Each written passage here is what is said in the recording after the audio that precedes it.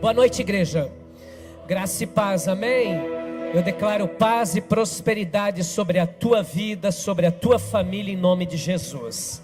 Você pode se assentar, por gentileza? Quem está feliz? Amém. Nós estamos numa série de mensagens, a manifestação de Deus nos dias simples da vida. Hoje já é o nosso 7º episódio. Quantos já estiveram nos outros? Deixa eu ver. Amém. Hoje é o 7º, até onde que a gente vai, pastor? Até aonde Deus permitir. Até aonde Deus permitir. E hoje eu quero compartilhar com você Lucas capítulo 13, por favor. Abra sua Bíblia ou acompanhe aqui no telão. Lucas capítulo 13, versículo 16, nós vamos começar.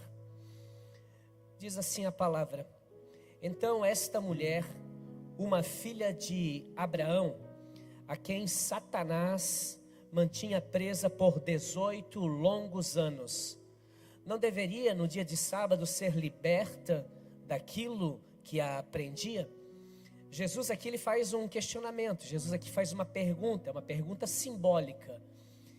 A Bíblia vai nos dizer, nós vamos ver daqui a pouco, que Jesus vai curar essa mulher, e aí há algumas questões. E Jesus faz essa pergunta aqui nesse versículo que nós lemos: por acaso essa mulher não deveria ser curada hoje? Ou seja, será que essa mulher que está aqui, qual é o motivo de impedir a manifestação de Deus na vida dessa mulher? Qual é o impedimento? Por que não pode? Por que uma pessoa, uma filha de Abraão, não pode ser abençoada hoje? Por que ela não pode ser liberta de um espírito de enfermidade que mantém ela 18 anos nessa condição? Por que essa mulher não pode ser curada hoje? E na verdade você não vai ver ninguém respondendo. Mas nós temos respostas para essa pergunta de Jesus. E é exatamente alguns pontos que eu anotei para falar com você, exatamente sobre isso. Por que razão Jesus não manifestaria a sua glória sobre a vida de alguém? Por que não? Por que Deus não pode tocar na vida de alguém que está aqui pela primeira vez, como alguém que já está aqui 20 anos caminhando conosco? Por que Deus não pode? Porque eu sou melhor que alguém? Então eu mereço e o outro não merece? Por quê? São questionamentos que às vezes vêm na nossa mente de fato. E a gente entende nessa história um dia simples, um dia comum, em que Deus de fato se manifesta poderosamente na vida dela. E eu anotei aqui alguns pontos para tratar com você. O primeiro está no versículo 11, nós lemos o 16. Vamos voltar no 11 e vamos até o 16 para responder essa questão. Versículo 11 diz: ali estava uma mulher, diga comigo, uma mulher. E ela tinha um espírito que a mantinha doente, quanto tempo? Vamos igreja, quanto tempo? 18 anos. E ela andava encurvada, corcunda, e de forma alguma podia levantar-se. Respondendo à pergunta, a minha e a sua situação não impede Jesus de manifestar a sua glória na nossa vida. Não importa como estamos, não importa quem somos, a nossa situação jamais vai ser um ativo impeditivo para que Jesus manifeste a sua glória sobre nós. Na verdade, essa mulher ela tem dois problemas. Um problema é de ordem espiritual. O texto diz que havia ela era cativa de Satanás. Diga comigo, Satanás. Tem gente que diz: ai pastor, está amarrado, me arrepio quando falo o nome dele. Pode dizer, Satanás. As trevas exerciam uma influência sobre a vida dela. O texto é claro, diz que ela era cativa de Satanás há 18 anos. Então esse é um primeiro problema que ela carrega. O segundo problema é a questão que essa influência maligna na sua vida a colocava numa condição desagradável de saúde. Nós já lemos, ela era corcunda, encurvada.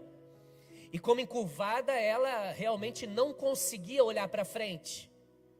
Ela encurvada, ela não poderia contemplar as estrelas, a lua, o sol, da forma como ela gostaria de poder contemplar. Essa mulher se resumia a olhar sempre para o chão, sempre para o pó, sempre para os pés das pessoas. Essa mulher morando numa das regiões mais lindas de Israel, a região da Galileia, ao norte de Israel, ela não pode ver o mar da Galileia. que é um lugar lindo, fantástico. Ela não podia. Como judia, com certeza, uma vez por ano ela ia a Jerusalém, na festa da Páscoa, ou na festa dos tabernáculos, ou em uma festa que havia ali, dessas tantas festas que existem. Só que quando ela chegava lá, todo mundo dizia, olha o templo, porque quem chegava em Jerusalém ficava vislumbrado com o templo de Jerusalém, por sua beleza. E essa mulher não podia olhar, somente ouvir as pessoas falando. Essa mulher se resumia a olhar e caminhar a sua vida inteira olhando para o chão. Mas Jesus prova que a minha, a sua, a situação dessa mulher não é fator impeditivo para que ele manifeste a sua glória. Jesus mostra que não existe situação no mundo que seja um fator de um impedimento de Deus na tua vida. Obrigado pelo teu entusiasmo. Não existe nada, não existe ninguém, não há situação nenhuma que você possa estar vivendo que Deus não é poderoso para intervir nessa causa e manifestar a sua glória, operando cura, operando libertação, operando restauração em nome de Jesus. Então essa mulher, ela tem dois problemas, um de ordem espiritual, afligida por Satanás. E outro problema é a condição física, mas nenhuma e nem outra impediu Jesus de a libertar. Em segundo lugar, quem está aí? Ainda no verso 11, vamos ler alguns textos, algumas partes desse texto. Estava ali essa mulher que o espírito mantinha doente, havia quanto tempo, gente? Quanto tempo? 18 anos ela andava encurvada e de forma alguma podia endireitar-se. Você carregar uma enfermidade alguns dias já é terrível. Você carregar alguma enfermidade algumas semanas e meses é terrível. Um ano é muito terrível, um tratamento longo que você vai carregando. Agora essa mulher, o texto é claro quando diz que tinha 18 anos. E aqui eu aprendo que o tempo da tua dor também não impede a manifestação de Deus na tua vida. Não importa quanto tempo. Para Deus, uma das coisas que a gente precisa entender é que para Deus o tempo não é problema. Para nós sim, mas para Deus não. Essa mulher, a gente precisa entender que ela não deu um mau jeito na coluna e ficou a semana inteira tomando Dorflex. Não. Essa mulher, ela não deu um mau jeito ao levantar alguma coisa, um cesto de roupa, alguma coisa dentro da sua casa, e ela passou a ter essas dores. Não, eu não estou falando de uma mulher que ficou doente um mês, o que já seria terrível. A gente está falando de uma mulher que está sendo oprimida por um espírito maligno e ainda por cima um espírito de enfermidade. E existe algo aqui que eu quero te falar. O tempo para Deus não é impeditivo para que Ele se manifeste. Nós temos o tempo do homem, que é o Cronos, e o tempo de Deus, que é o Kairos no original. E a gente tem um problema para lidar com isso. Pergunte, por quê, pastor? É porque a gente quer que as coisas aconteçam no tempo, no Cronos, no nosso tempo. Só que Deus não tem relógio. Deus não tem tempo, Ele é a eternidade. Ele está no comando e no controle de todas as coisas. O meu filho tem 9 anos, vai fazer 10 agora em maio. O meu filho, esses dias, ele disse, mãe, eu queria a gente deu um relógio para ele esses dias, mas ele falou, mãe, eu queria um relógio, aqueles pequenininhos assim, digitaizinhos. Aí minha esposa foi nesse site aí de Xing Ling, foi lá e comprou um. E quando chegou, ele ficou todo faceiro com aquele relógio, colocou e ele disse assim, eu vou colocar para ir para a escola. E a gente falou, filho, não precisa colocar relógio para ir para a escola. Aí ele falou assim, não pai, meu amigo tem, tal. Eu disse, tá, tudo bem, é modinha de escola, deixa ele colocar o reloginho dele. Ele colocou aquele reloginho e ele foi para a escola. Teve um dia que eu saí de casa e ele estava comigo, a gente estava indo para a escola. Quando a gente pega ali a SC477 indo para Indaial, ele estuda em Indaial. Quando a gente estava indo para lá, ele sentiu falta do relógio. Ele falou, pai, esqueci o relógio. Eu disse, filho, não faz mal, não precisa de relógio. Ele falou, pai, preciso do meu relógio. Pai, ele começou a chorar. Volta, pai, volta. Eu disse, não dá mais para voltar, filho. Se voltar, nós não entramos na escola, porque eles vão fechar o portão. Eles não gostam que chegue atrasado, e o pai também não gosta, você sabe disso. Ele falou, mas pai, eu preciso de um relógio, me dá o seu então. Aí eu percebi que eu também precisava de relógio. Mas de qualquer forma eu arranquei meu relógio ali, que eu estava usando, e coloquei no pulsinho dele. E quando eu coloquei no pulsinho, ele ficava olhando o relógio. Eu disse: filho, você vai ficar o dia inteiro com esse relógio aí, é pesado para você. Isso aí vai te incomodar. Será, pai? Vai te incomodar, filho. Não precisa de relógio, você não precisa levar relógio para a escola. E aí ele foi, meio emburradinho e tal, mas foi. No outro dia, quando ele foi se trocar, ele estava só de cuequinha, mas já estava com o relógio. Ele já estava com o relógio no pulso. Ou seja, eu posso esquecer até a roupa da escola, o material, mas eu não posso esquecer o... Mas sabe por quê? O meu filho, nos últimos meses, a gente tem percebido, ele chega para nós assim, ó: pai, 5 horas, a aula acaba às 6, gente. Mas ele quer que a gente esteja na frente da escola às 5 horas já, Ana. Ele quer que a gente esteja lá às 5. Até parece que manda, né? Manda. E aí a gente diz: não, filho, a gente vai chegando. Aí ele disse assim, aí a gente perguntou: por que você quer que a gente esteja às 5? Para não esquecer de mim. Eu disse: filho, você acha que o pai vai esquecer de você? Aí ele faz aquele beicinho de chorar, coisa mais linda, né? Eu disse assim: filho, quando o portão abre, nós já estamos ali esperando você, seu nome é chamado e nós já estamos te esperando. Ou seja, nós vamos estar na hora certa para te pegar. E com Deus é assim também. Tem a hora certa de Deus. Mas a gente diz: ai, Deus, seria bom às 5. Seria bom às 4. Seria bom porque as dores que a gente sente, as lutas que a gente atravessa, os momentos de dificuldade, a gente não mede no relógio de Deus, porque Deus não tem relógio. A gente mede no nosso. E demora, gente. Demora. Essa ideia que a gente diz às vezes: o tempo é de Deus, é bonito na prática, na teoria, melhor dizendo, mas na prática é dolorido. A gente tem que esperar esse tempo. Mas eu queria que você guardasse isso no teu coração, em nome de Jesus Cristo. Que Deus, para Deus, o tempo não é impeditivo para Ele se manifestar na tua vida. Você pode estar passando um momento difícil em um período muito curto de tempo, como pode ser um período muito longo de tempo. Se Deus disser, melhor dizendo, agora, Ele age agora. E Ele não está nem aí com o relógio. Ele rasga o tempo e Ele invade, Ele interfere, Ele intervém na tua vida e opera um milagre na hora que Ele quiser. Não, eu acho que você não entendeu. E o milagre pode acontecer exatamente em dias simples, iguais a esse. Que talvez você veio aqui a primeira vez, ou talvez veio porque alguém convidou, ou porque você é membro dessa igreja, e você veio: não, eu vou lá naquele culto lá daquela igreja lá, diz que é legal, vamos lá ver como é que é. É nesse dia. É um dia como hoje, normal, sem nada de extraordinário. Ninguém viu um cometa aqui. Ninguém viu maracuã voando dentro da igreja, como vimos aqui na quinta-feira. Quinta-feira entrou um maracuã voando dentro da igreja. E ela parou no canto, ela correu, parecia o papalégua aqui em cima do altar. Não, isso não aconteceu hoje. Não aconteceu nada assim para a gente dizer: isso é um sinal, nada. Mas eu estou aqui para te dizer: nós não agimos pelo que vemos. Nós agimos pela fé. E a fé nos faz crer que não importa quanto tempo nós estamos nessa condição, hoje uma chave pode virar na nossa vida, em nome de Jesus. Diga amém. Quem está aí? Quem quer que eu pare e diga glória a Deus? Eu vou orar por você lá depois. Você vem lá no canto depois, vou orar por você. Estou brincando, gente, vamos lá. Só para ver se você está prestando atenção mesmo. Lucas 13, verso 11. Amém, diga glória a Deus.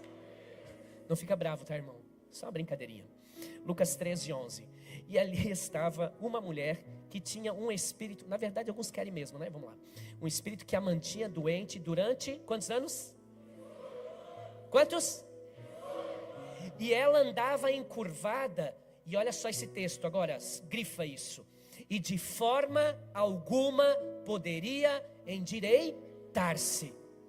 O terceiro que eu aprendo aqui é que as tentativas fracassadas não impedem Jesus de manifestar a sua glória. As tentativas frustradas. Sabe o que significa isso? Que você já pode ter tentado, uma vez não deu certo, 2 vezes não deu certo, 3 vezes, 18 vezes, 30 vezes, 40 vezes, pode ser na 41ª. Pode ser. Porque para Jesus as nossas tentativas frustradas não impede Ele de operar o seu milagre, de manifestar a sua glória, o seu poder sobre nós. O texto é claro quando diz que essa mulher fez de tudo que podia ser feito e ela não foi curada. Com certeza ela foi no massagista. E eu fui no massagista uma vez, meu irmão, que eu acho que o Satanás entrou nele. Verdade, eu estava com dor, eu disse para minha esposa: amor, meu Deus, está doendo. E ela disse assim, pastora Márcia, ela disse assim: amor, tem um aqui na rua, nem vou falar rua, capaz de estar no culto aqui, né? Vamos lá, está aqui na rua tal. Eu disse: todo mundo fala desse cara, eu vou lá, pastor Patrick. E eu fui lá, o irmão me atendeu, muito gentil. Ele falou assim: nós temos alguns níveis aqui. Eu disse, não entendi nada, mas ele tinha níveis, nível 1, 2 e 3. Eu disse assim: cara, eu sou mais da adrenalina, assim, eu sou do 3. Pode mandar ver. Isso tem certeza? Manda ver, que aqui tem Toddy com bolacha. Meu irmão, me deitei naquela... Jaque, me deitei naquela maca. Aquele cara começou a me apertar, meu irmão. Eu vi estrela. Quase que eu disse: Pai, nas tuas mãos eu entrego o meu espírito. E suspiraria e partiria para a glória. Me doeu. Irmão, eu saí de lá doendo uma semana mais do que quando eu fui. E quando passou a dor dele, a outra permaneceu. Só que aquela já não doía mais. Porque quem sentiu a segunda dor, a glória da segunda casa sempre é maior que a primeira. Foi demais. Porque não foi você, meu filho. Verdade, foi muito dolorido. Essa mulher, o que tinha para fazer, ela fez. Massagem, pilates. Com certeza aquelas bolas. Fez pilates, se alongou, alongamento, RPG, quiropraxia, tudo que tinha na época, meu irmão, médico. Lá tem naquele canto de lá, tem um rabino lá numa sinagoga que ora por cura. Quem vai lá é curado. Ela ia lá. O texto é claro quando ela diz que tudo que podia ser feito, ela tentou de tudo. E um fracasso após o outro, durante 18 anos. E quem está numa enfermidade às vezes busca realmente alternativas para curar a sua vida, para restaurar, e nada daquilo realmente aconteceu. As tentativas fracassadas não impedem Jesus de manifestar a sua glória. Talvez tem gente aqui que já tentou tantas vezes, meu irmão. É no casamento, é na vida profissional, já trabalhou em tantos lugares, já abriu tantos negócios, a chave não vira nunca. Eu estou aqui para dizer uma coisa para você. Você pode olhar isso tudo e ver isso tudo como frustrações. Mas se Deus quiser, Ele manifesta a glória dEle na tua vida, indiferente dos momentos ruins que você passou. Pastor, você disse que ela foi buscar alternativas. Isso é certo, isso é errado. Pastor, é certo buscar médicos? Claro que é certo, irmão. Quem falou que é errado? Só um legalismo religioso que pregou isso durante muitos anos. Eu sei de pastor que perdeu filha por dizer assim: Jesus vai curar minha filha, ela não vai no médico, morreu. Aí vai chegar na glória, meu irmão, e aí vai dizer: por que tu não salvou minha filha? Ele vai dizer: cara, tu é fora da casinha, né? Olha quanta gente que eu preparei na tua cidade, capacitado para ajudar a tua filha. É a história lembra da história do alagamento, né? Houve uma enchente na cidade. E aí o cara disse assim: não, vou sair de casa. Ele ficou lá dentro da casa dele: não vou sair, Deus vai me ajudar, essa chuva vai parar. Não parou. Aí veio um barquinho e disse: entra aí, você e sua família, vamos levar embora. Ele falou: não, Deus vai me tirar daqui. E os dias foram passando e ele sobe mais para cima na laje da casa praticamente, quando de repente vem um barco maior: olha, entra aí, nós queremos salvar você, sua família. Não precisa não, vai dar tudo certo, Deus está no comando, no controle, essa chuva já vai parar. Não parou, intensificou. E por último eles estão na laje da casa, lá em cima no telhado. Aí vem um helicóptero: entra aí, nós vamos levar você para casa. Não, a gente está orando, agora vai parar. Não parou, morreu todo mundo afogado. Aí quando chegaram na glória: Deus, por que o Senhor permitiu a gente morrer? A gente confiou em Ti. Pois é, eu também confiei tanto em Ti que eu mandei um barco, mandei um barcão, mandei um helicóptero, e você não quis. A Bíblia diz, irmãos, e é importante eu falar isso para você, porque também a gente não tem um extremo. O que é o extremo? Que não existe a questão espiritual, que não. Então tudo é natural, não, existe o espiritual também. E tem enfermidades que são espirituais. E a gente ora e Jesus cura. Agora também existem enfermidades que tem que buscar ajuda, que precisam de ajuda. E a própria Bíblia diz em Colossenses, se você puder, anote isso, para discutir com os religiosos, no capítulo 2, e o versículo 3 que diz: em Cristo habitam todos os tesouros, inclusive todos os mistérios da ciência. Quando o médico, como a brasileira que descobre agora uma possível cura, né? Possível não, uma realidade de cura para paralíticos, enfim, algumas pessoas olham aquilo e dizem: nossa, a medicina, meu irmão, já tem um médico dos médicos, que colocou no homem o quê? A ciência e o conhecimento, a inteligência. Ah, mas eu estudei, quem te deu o ar para respirar é estudar. Quem está cuidando, meu irmão, se Deus quiser assim, ó, acabou tua vida. É um sopro. Então é o próprio Deus que coloca no homem a capacidade de ver coisas que outros não veem. Quantas pessoas que já estudaram para tirar os paralíticos daquela enfermidade não conseguem? De repente uma mulher descobre algo, e graças a Deus, louvado seja o Senhor pela vida dessa mulher. Então nós cremos sim, respeitamos os médicos, respeitamos. Nós temos médicos que congregam aqui conosco e nós os respeitamos, mas nós sabemos que acima dos médicos está o médico dos médicos. Tem remédio hoje em dia, irmãos, que há 30 anos não existia. Tem remédio hoje que até emagrece, o irmão Jairo, até emagrece. Quem tem ouvidos para ouvir, ouça o que o Espírito diz à noiva. Verdade. Até pouco tempo atrás essas coisas não tinham, e louvado seja Deus por isso, amém? Agora eu quero que você guarde isso. O tempo, as nossas frustrações, as nossas tentativas jamais serão impedimentos para que Deus se manifeste sobre nós. Tem alguém para crer comigo? Vou continuar. Quarto, versículo 10. Certo sábado, certo? Quando que era? Quando? Certo sábado, Jesus estava ensinando em uma das sinagogas. A falta de atenção das pessoas não pode impedir Jesus de se manifestar na tua vida. Por isso que quando alguém fica chamando você para conversar do lado, diz assim, ó, eu quero que Jesus se manifeste na minha vida. A tua falta de atenção é tua. Você acha que Jesus vai se manifestar na vida daquele irmão que está ali no celular agora? Ainda se fosse versículo bíblico, mas não, é o jogo da cobrinha. A cobrinha que já enganou lá em Êxodo, em Gênesis, e continua enganando os irmãozinhos na igreja. Você vai passar de nível no celular. Estou me soltando. Fala ou não falo? Meu irmão, você vai passar de nível aí no joguinho da bolinha, do quebra-nós, não sei o quê. Agora Deus querendo se manifestar e o cara ali, ó. Aqui não tem, graças a Deus, meu irmão, que aqui não tem disso. Porque quando você está olhando para o celular, eu estou pensando, ele está anotando a palavra. Ele está anotando. Antigamente era no papel e na caneta, hoje é no celular. E glória a Deus por isso. Então, a falta de atenção das pessoas não impede Jesus de manifestar a sua glória, o seu poder, a sua graça sobre a tua vida. E por que eu estou falando isso? É porque a vida de ninguém para porque eu estou sofrendo. Uau! A vida de ninguém para pelo simples fato, ou pelo fato não é simples, que eu esteja sofrendo. No máximo, ou no muito, um núcleo familiar para a vida, para nos auxiliar nos dias de sofrimento, nos momentos de sofrimento.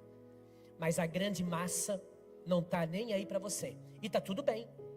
Você não precisa ficar dodói porque a pessoa não está dando importância para a tua dor, para a tua situação. Você vai entender isso hoje, em nome de Jesus. Essa mulher, ela entra na sinagoga para cultuar e ela está encurvada, mas ninguém parou para ir lá orar por ela. O texto é claro, ninguém. O pastor não parou o culto e disse, irmãos, a irmã, olha só que luta essa irmã, eu tive o discernimento que o problema dela é espiritual. Por favor, diáconos, tragam essa irmã aqui para frente, eu vou descer daqui e nós vamos orar a igreja, estenda as mãos, vamos orar por ela. Não fizeram isso. E não estou julgando, porque nós somos iguais. Ninguém nesse culto deixou de dar uma oferta para amparar essa irmã que estava ali. Ninguém interrompeu nada. E qualquer irmão, por favor, preste muita atenção naquilo que eu estou te falando agora.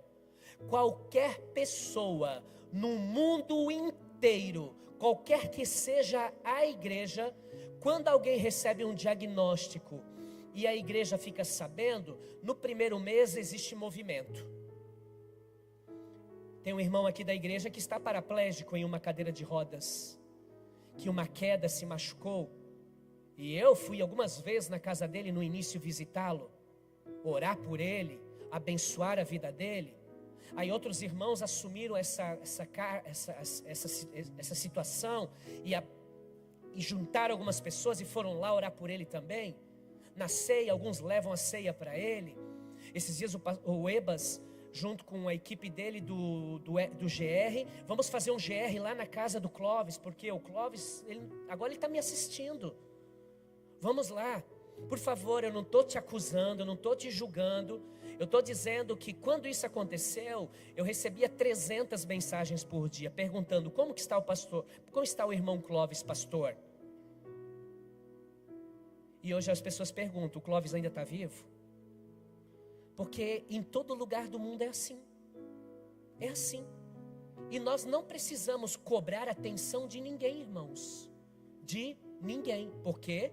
Porque Deus se manifesta sobre a nossa vida indiferente se alguém se preocupa com nós ou não se preocupa. E se nós tivermos Jesus na nossa vida, nós temos tudo o que nós precisamos. Ora, o Senhor é o meu pastor e não me faltará. Porque se Ele não me faltar, eu tenho exatamente tudo que eu preciso. Esses dias uma irmã me procurou e disse, pastor Rafael, eu estou me desligando da igreja. Eu disse, amém, irmã, mas qual é o motivo? Ela falou, é porque você não foi me visitar no hospital. Eu disse, eu sinto muito ter te decepcionado de tal maneira, de não ter ido no hospital e por isso você sair da igreja. Aliás, você estava internada? Ela disse, pastor, vai dizer que você não sabia. Não sabia. Mas a fulana sabia. Ela foi te visitar? Foi. Por quê? Porque ela sabia. Mas eu pensei que ela te pensasse, mas não falou. Nem tudo chega em mim. Eu não sei do que acontece. São 2.000 pessoas que congregam na Remanescentes hoje.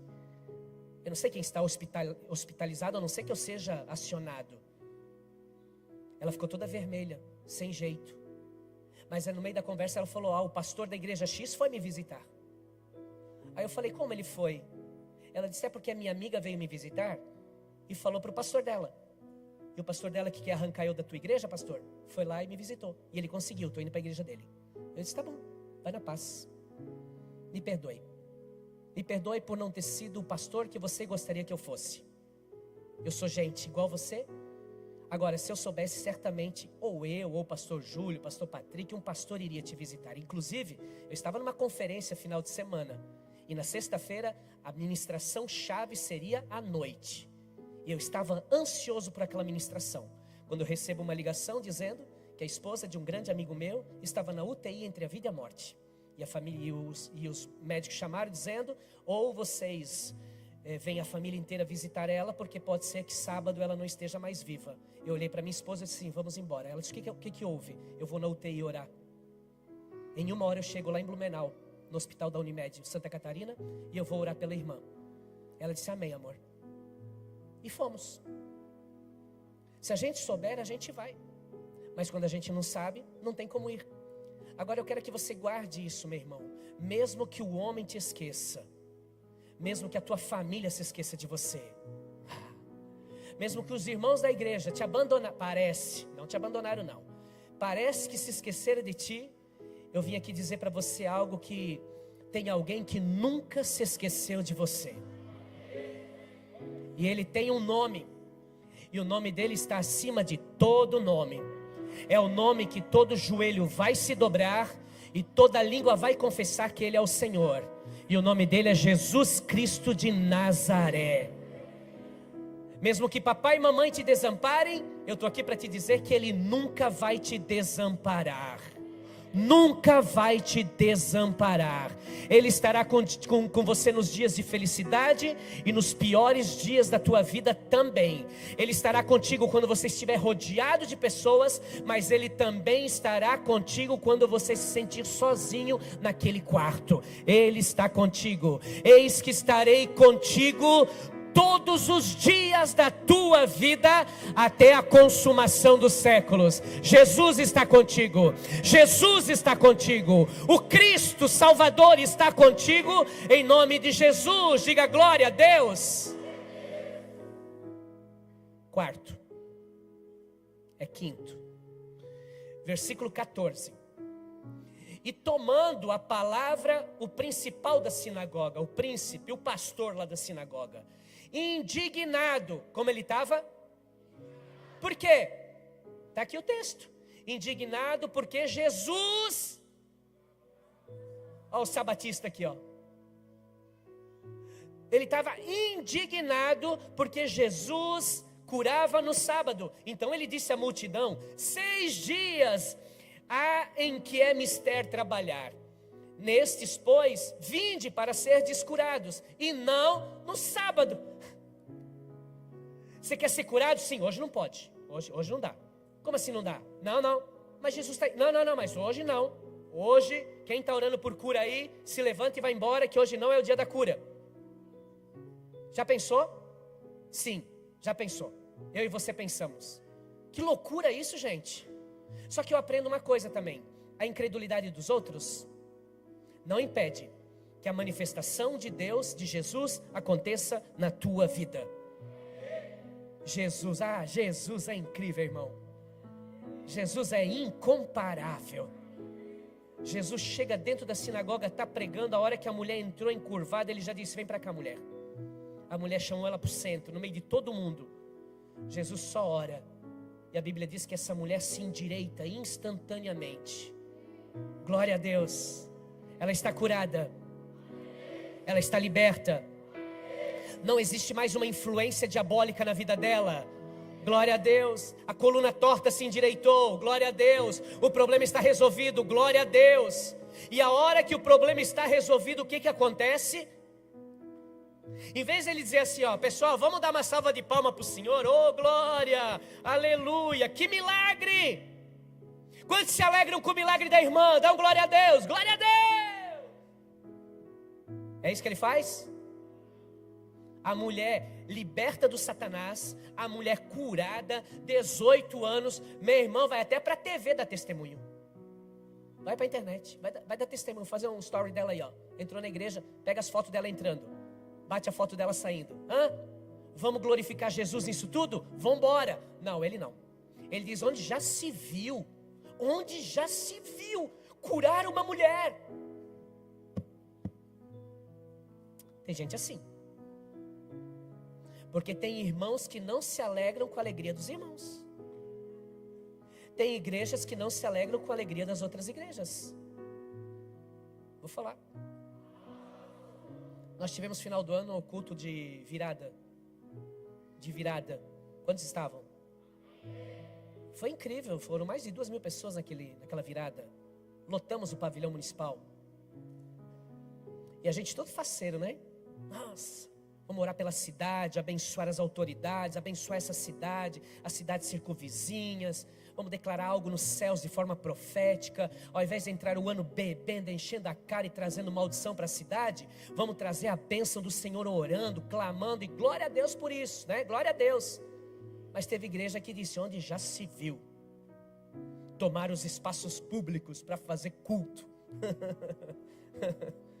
A gente sente pena de gente assim. E a nossa oração é: Deus tenha misericórdia, que Ele tenha visão diferente dessa visão que esses homens tinham quando viram Jesus curar. Só porque não foi na minha igreja, então não é bem assim. Não é bem assim, sim. Os irmãos vieram para mim: pastor, o que tu acha daquele movimento na praia? Porque assim, né, se reúne lá no amanhecer do sol. Eu disse: é uma bênção. Sério, glória a Deus, filho. É uma bênção. Tanto que fizeram, o pastor Eduardo, que organiza ali, o Eduardo Reis é um amigo, prepararam ali, e agora já fizeram em Garopaba também, já fizeram em Pissarra, já fizeram em Navegantes, estão fazendo em vários lugares, que isso incendeie no mundo inteiro, que isso ali seja uma chama, e vai pegando fogo em tudo que é lugar, glória a Deus. Mas não sei se era isso que ele queria ouvir, mas foi isso que ele ouviu, glória a Deus. Ah, mas está acontecendo lá em Camboriú, os Gideões missionários. O que o senhor fala? É uma bênção. Mais de 200 mil pessoas vão se reunir nesses dias ali, para cultuar, adorar a Deus, glória a Deus. Ah, está acontecendo a convenção lá do não sei quem, lá do... Meu irmão, Deus abençoe, o evangelho está sendo pregado, glória a Deus. Deus não deixa de se manifestar na minha ou na tua vida por causa da incredulidade dos outros. Tem gente que acredita que o milagre está num lugar, não está não, o milagre está numa pessoa chamada Jesus. E aonde ele estiver, o milagre acontece. Não, acho que você não entendeu. Eu quero dizer para você que Jesus está aqui nessa noite. E aonde Jesus está, o milagre acontece. E sempre que Jesus estiver num lugar, vai ter crítico. Aqui não tem hoje, graças a Deus, teve só no culto das 5. Alguns ficavam assim me olhando, a minha teologia, a minha hermenêutica, exegese, a minha homilética. Meu irmão, diz para o irmão do seu lado assim: se prepara, que Jesus vai se manifestar na tua vida.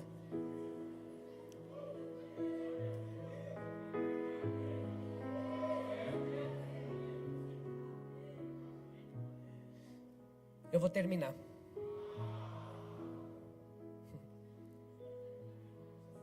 O teu ânimo ou não teu ânimo não impede Jesus de manifestar a sua glória. Sim, sim. Deus age naqueles que têm expectativa nele. Não é no homem, não é na igreja, não é no pastor, não. Nele. Estou indo para o culto hoje. Eu creio que Deus tem algo para a minha vida. Expectativa. Deus honra expectativas. Lembra do Moisés? Estava passando lá no monte, quando ele viu uma sarça ardente. Ele disse: o que é isso? Expectativa. Ah, eu vou lá ver o que é isso. Deus falou: para aí, Moisés, tira as sandálias. Meu Deus do céu, o que é isso? Não, eu quero mais. Deixa eu te ver, Senhor. Não, tudo bem, você vai passar aí, mas eu vou ficar na fenda da rocha. Não olha, porque se você olhar, você morre. Não posso mesmo nem dar uma espiada. Se olhar, morreu. Você que sabe. Expectativa. Diga expectativa. A minha situação não impede Jesus de se manifestar. Versículo 11, nós já lemos. No verso 11 ainda nós vimos que o tempo da minha dor não impede Jesus de manifestar a sua glória. Nós também vimos no verso 11 que as tentativas fracassadas não impedem Jesus. E o verso 10, a falta de atenção das pessoas não impede a manifestação de Deus. E também vimos agora, por final, no verso 14, que aqueles que não acreditam, os incrédulos, os críticos, não impedem Jesus de manifestar a sua glória. E agora então nós chegamos no versículo 16, que foi o versículo que nós lemos no início da ministração. Então essa mulher, uma filha de Abraão, a quem Satanás mantinha presa por 18 longos anos, não deveria no dia de sábado ser liberta daquilo que o prendia? Depois que Jesus orou, curou, o homem se levanta e diz: isso é um absurdo, onde já se viu, hoje é sábado, não pode. Aí Jesus fala isso para ele, para aquelas pessoas que estavam ali. E no versículo 17, e dizendo ele isto, todos os seus adversários, quem? Todos os seus adversários ficaram envergonhados, e todo o povo de Deus se alegrava por todas as coisas gloriosas que eram feitas por ele. Tem dois tipos de povo aqui. Quem é você? O primeiro, a Bíblia diz, e Lucas deixa bem claro na visão do médico, Dr. Lucas, né? Detalhista nas palavras, cuidou de todos os detalhes.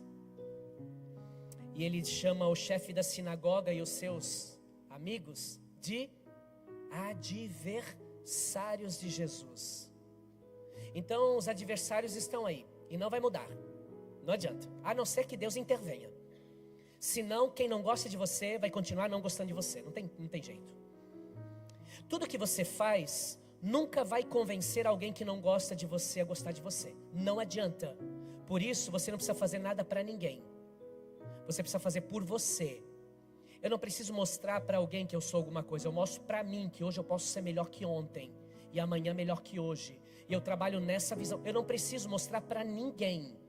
Eu não preciso colocar outdoor na cidade para dizer que eu quero mostrar quem eu sou. Não precisa. Coloque para somar, para acrescentar, pensando na tua vida, mas não faça nada pensando nos outros nesse sentido. Porque quem é adversário vai ser sempre adversário.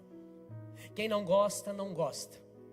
Um dia alguém veio conversar comigo e falou algo, eu disse assim para ele: se eu precisar me justificar para você, é melhor que você saia da igreja. Você me conhece há 20 anos, eu não preciso me justificar.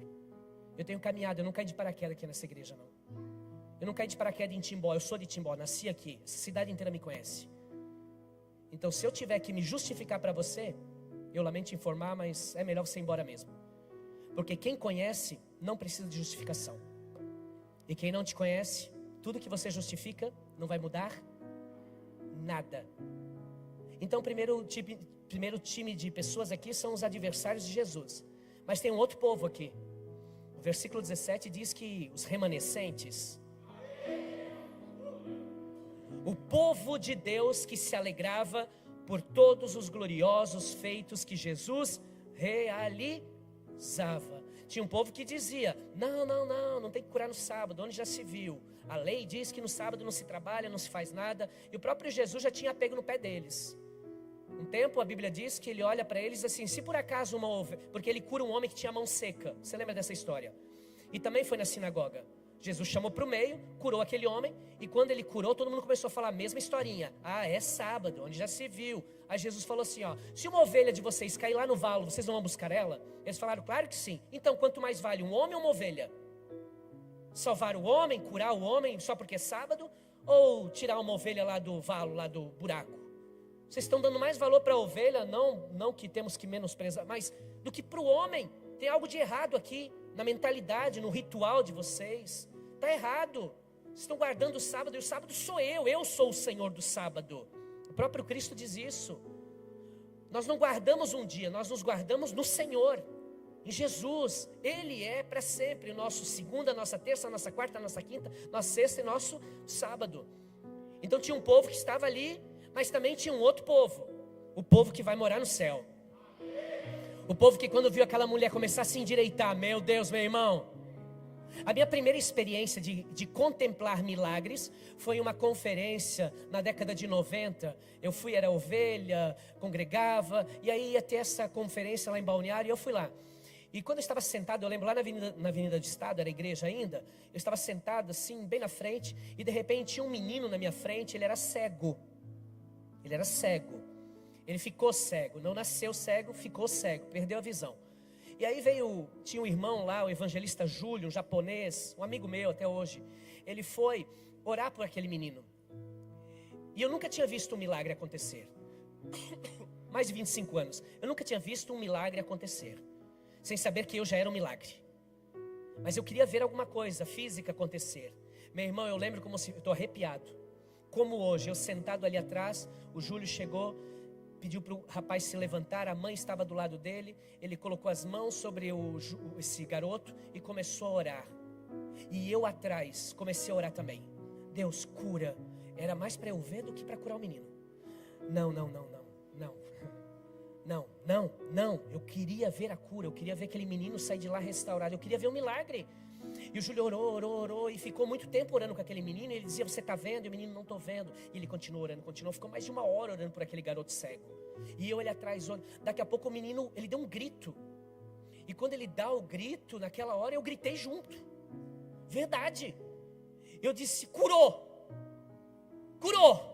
E aí até o Júlio olhou para trás, nem me conhecia, mas ele olhou para mim. Eu acho que ele achou até engraçado, né? Porque eu estava vibrando tanto com ele, com uma fé tão grande, que iria acontecer aquele milagre, que de repente aquele menino, ele voltou a enxergar. Aí, ó. Tem um povo ainda hoje, que quando se compartilha milagres, vibra. Verdade. Tem um povo ainda que quando diz: olha, aquele casamento foi restaurado, glória a Deus. Tem um povo ainda que quando diz foi curado, glória a Deus. Tem um povo ainda que se alegra. Esses são os remanescentes. Não são os adversários de Jesus, como o texto diz. E eu louvo a Deus que essa igreja ainda tem remanescentes. Homens e mulheres que se alegram com a alegria dos seus irmãos. Uma irmã da igreja, Neila, que hoje mora em Joinville, também cega de um olho. De um olho só. Quando ela era pequenininha e ela perdeu a visão, e o oftalmologista disse o seguinte: olha mãe, vamos arrancar esse olho, porque ele vai secar e vai ficar feio esteticamente. Vai ficar bem feio. Vamos colocar um olho de vidro nela, para que esteticamente pelo menos ela fique bem. A mãe crente, irmão, ela disse assim: não, ninguém vai arrancar nada da minha filha, não vai arrancar, não vai arrancar. E deixou a menina assim. Passaram-se mais de 25 anos. Essa menina infelizmente se perdeu na época. Ela era dançarina e ela dançava nas bandas que tinham de sucesso no Brasil inteiro. Dançou em algumas bandas famosas. Até que um dia Deus trouxe ela para Timbó, para morar aqui. Veio num culto de jovens. Eu era o pastor da época, já fui jovem, por incrível que pareça. E aí preguei, e no final disse: pastor, eu quero conversar com você.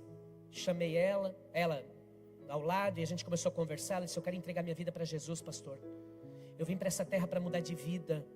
Eu não quero mais essa minha vida, essa vida na promiscuidade, nas coisas erradas, no meio a essa droga, bebedice. Eu não quero, pastor, eu quero consertar minha vida. Eu disse: amém, você veio para o lugar certo.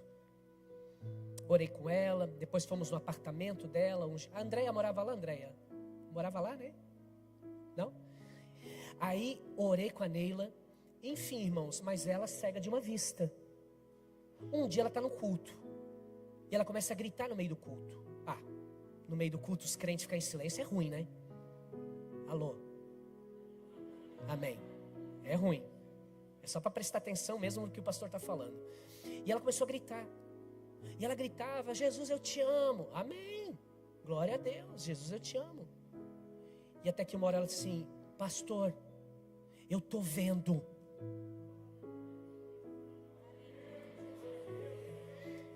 Eu disse: amém. Só que eu não me toquei que ela era cega de um olho. Tinha esquecido, não é? Porque quando a enfermidade fica muitos anos, você se acostuma com ela. E você acredita que você vai ficar para sempre com ela. E ela dizia: eu estou vendo. Eu disse: amém, Neila, amém, filha, amém, Deus te abençoe, glória a Deus que você está vendo. Não, pastor, você não está entendendo. Ela tampou o olho bom e ela disse: eu estou vendo. Aí pegamos a Bíblia, colocamos para então ler a Bíblia aí, filha. E ela leu, e Jesus curou ela naquele dia. Hoje ela tem uma escola de dança lá em Joinville, congrega numa igreja, está firmaça, casou com Joseir, que é uma história muito bonita também. Enfim, casal maravilhoso, curada, restaurada. Eu já vi muito milagre acontecer. E posso te falar uma coisa? Tá, deixa para o culto da semana que vem. É que é em dias como esse que os milagres acontecem. É em dias simples como esse que a tua diabetes, tua não, porque não é tua, você é curado e não precisa mais usar a medicação. É num dia como esse que os teus ossos começam a formar o que falta. É num dia como esse que a unção de Deus é mais forte do que uma quimioterapia e seca o tumor. É num culto como esse, irmãos, que milagres ainda acontecem. E eu sei que tem um povo que não é adversário de Jesus, que tem um povo aqui que tem fé para que isso aconteça. É no culto como esse que o teu casamento, você olha para tua esposa e você passa a amar ela ainda mais do que você amava. Só um irmão disse aleluia lá atrás. E nem é casado ainda.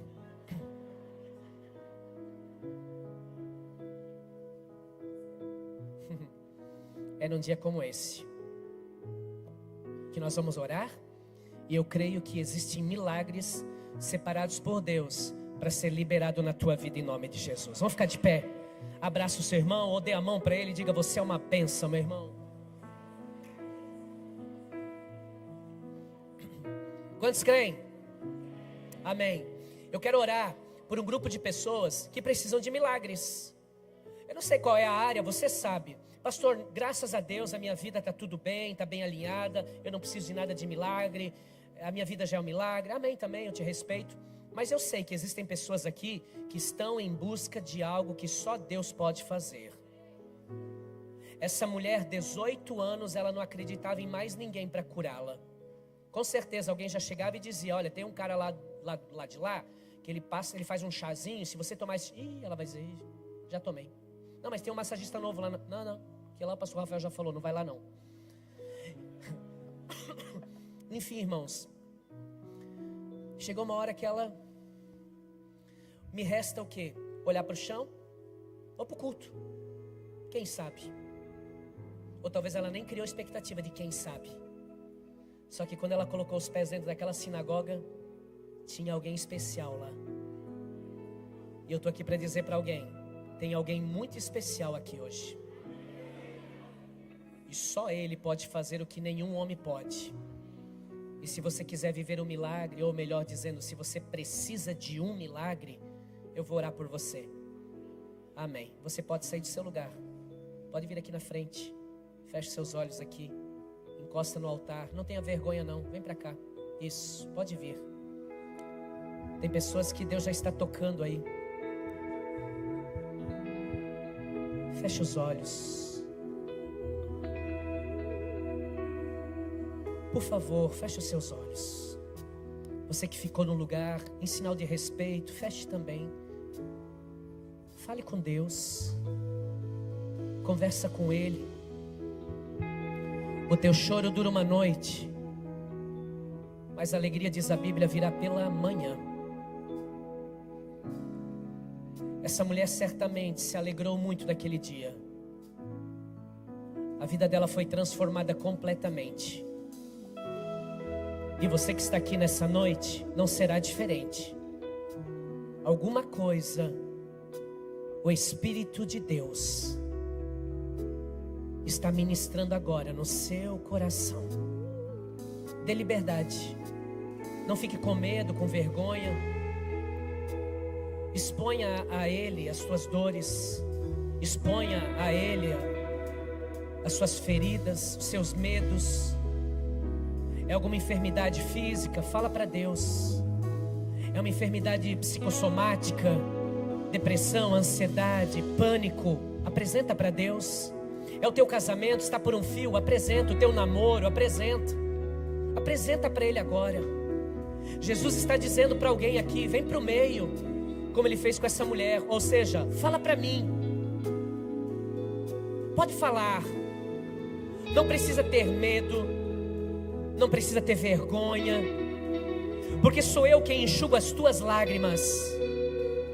E mesmo que muitas pessoas tenham desistido de você, o Senhor te diz nessa noite, eu jamais desisti, e eu não vou desistir.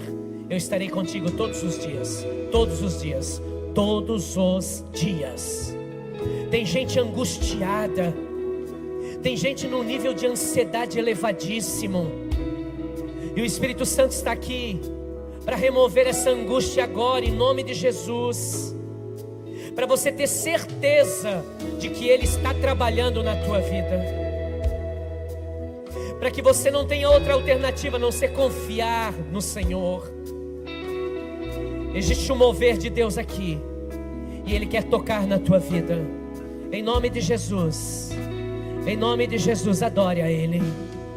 Adore, adore, adore. Uma noite mais alegria, ela vem pela manhã. Eu creio, eu creio.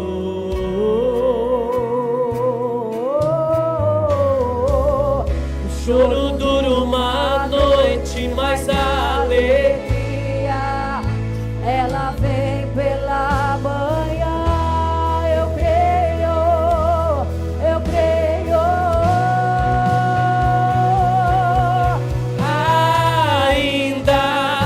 A figueira não floresça, que não haja fruto na vide, e o produto da oliveira me dá toda a vida.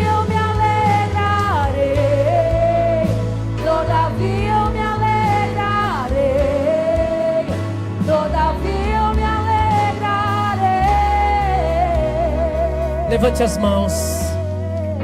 Pai, em nome de Jesus eu oro agora pela vida de cada irmão, cada irmã que está aqui. Cada um que está aqui, Senhor, elevou seu pensamento ao Senhor. Cada um que está aqui abriu seus lábios e falou contigo. E Tu és Deus que traz à existência até mesmo as coisas que não existem. Tu és Deus poderoso para tocar em cada um de nós aqui e sairmos deste lugar para viver a cura, para viver a restauração, para viver a libertação.